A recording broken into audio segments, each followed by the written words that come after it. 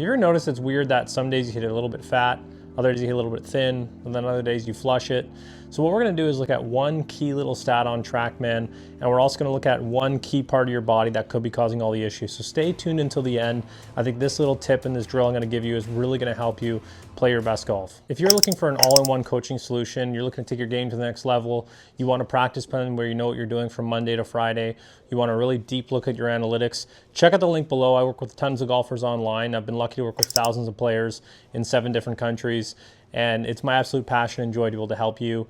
What we do in our academy is really keep it simple, make it about data, make it about objectives, make it about goals, and then chip away at it. And over time, you're gonna see that you're gonna be able to lose 7 or 10 shots off your scorecard in a pretty short amount of time. Okay, so for the purpose of this video, I've taken off my right shoe, that's my trail shoe, and I have a door stopper right here. 2 pretty big pieces of technology. If we're not getting our trail foot correct in the backswing and the downswing, it could be causing all of your issues. One of the number one things that I see when golfers take the club back is as they pull the club back, this starts to roll, right? So the pressure goes to the outside of the shoe, right? What the best players in the world do is they keep that pressure a little more internal, okay? So this is where the door stopper comes into play. And if you can get the feeling of having that door stop a little bit more this way and under, right? So I'm keeping the pressure internal with my foot. It makes it so much easier to launch off. Now, if you look at Ben Hogan on the screen here, he would always talk about how his trail knee, his right knee, would fire like a piston towards the target. And that's what I want you to be able to generate in your swing. It's gonna make it so much easier to get your attack angle better, your low point. Okay, what does that all mean?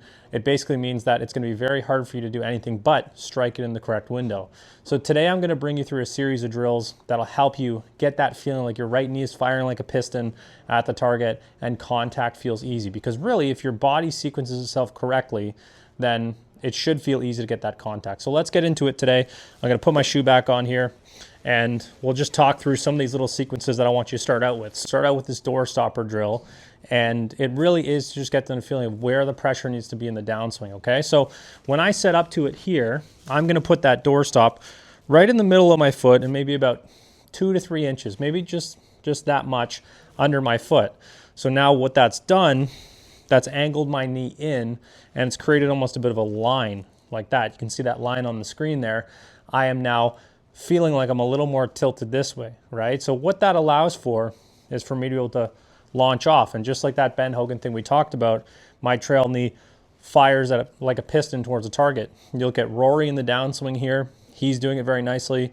Jason Day, he's doing it as well. Scotty Scheffler, all the best players in the world from the top of their swing fire, right? Now, I take this old saying from a fitness instruction that I used to do.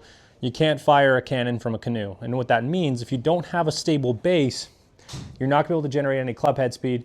You're not gonna be able to generate stability that you need to hit it solid every time. So we're gonna start out here. I'm gonna demo this for you. And we're gonna keep it really simple. What I like to do is make sure a golfer takes their stance first. I'm gonna take the door stopper, okay? Put it right under, about 2 to 3 inches under my foot. That knee is angled in. And my goal in the backswing as I turn is to make sure that I don't go this way. So if you can see it from this angle, I want to make sure that my trail hip, my right hip, doesn't do this in the backswing. It actually goes back a little bit, okay? So I'm going to get back on my doorstop here, make sure it's nicely wedged under, set up to it, and let's just make a swing right here.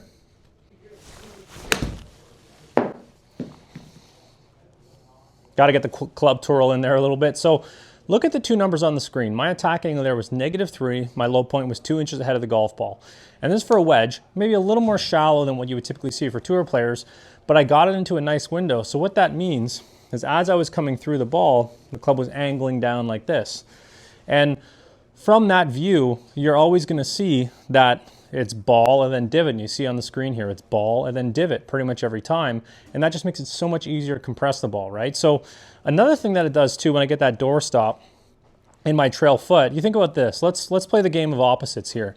If I go to the top and I get on my back foot, where's the space for the club now? It's way out in front of my body. So what I'm gonna do is I'm gonna cut across it and pull around my body a little bit more. I'll show it from this angle here.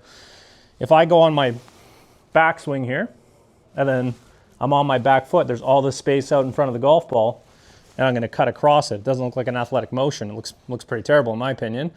Now let's do the opposite, right? Let's go to the top and almost imagine the door stopper is right there. That's going to allow me to get more here. So now there's more space behind me, and that allows the club to shallow out a little bit more and get on top of it. And from this vantage point to the top, the door stops push me forward, and look at where the club is. It's in a much more shallow position. So, this is one of those things to me, when I think about the kinetic chain, one thing impacts another. So your foot impacts the knee, impacts the hip, impacts everything, impacts the club. So if you get more on your lead side, it's so much easier to shallow it out. So that really is your starting point, is work with the door stopper drill. Now, if you have any knee issues, just go slow with it. But like I even start out some of my clients with just setting up to it, okay? Especially if you're a little more immobile, and then just hit some chip shots. And at the very least, it's gonna help your chipping.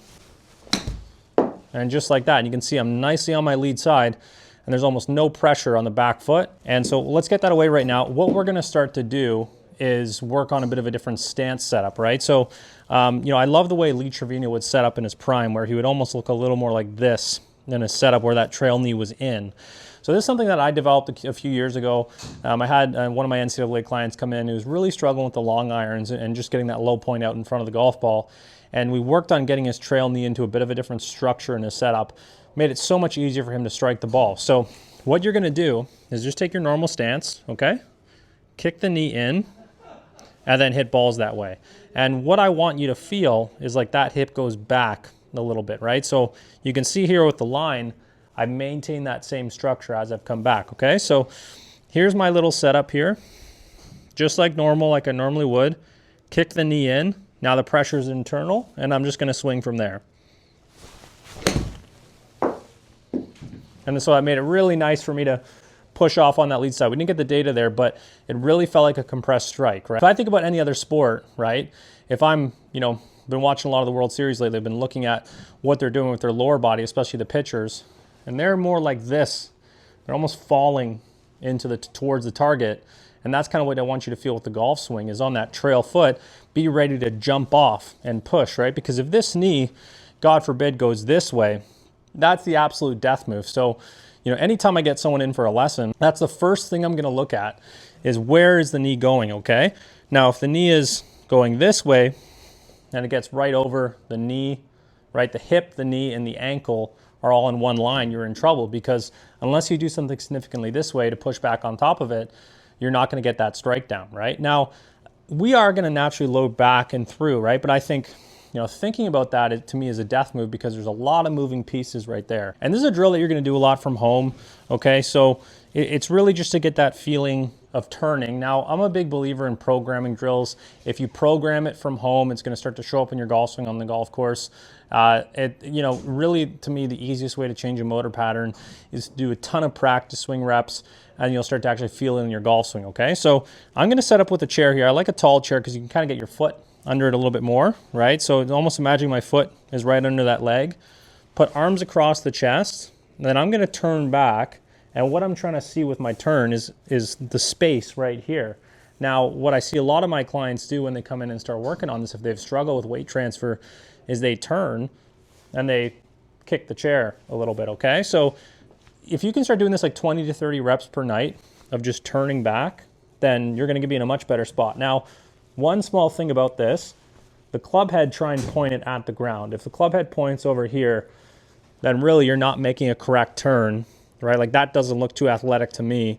I wanna make sure you're doing this as you're tilting your spine, okay? So do the door stopper drill, do the chair drill. It's really gonna help you out.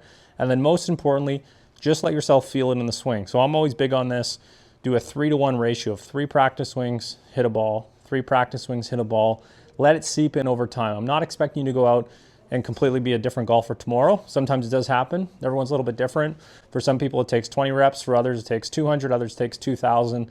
I want you to go at your own pace with this. So that's it for today. Thank you so much. Most importantly, keep it simple. And if you have any questions for me, just comment below. I'd be really curious to hear what you're struggling with in your swing.